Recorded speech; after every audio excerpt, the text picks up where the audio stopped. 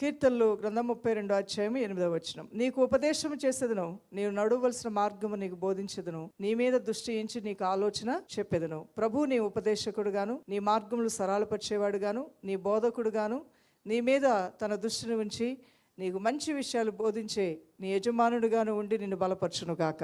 ఎవరికి ఆయన ఉపదేశం చేస్తాడు ఈ దేవుడు?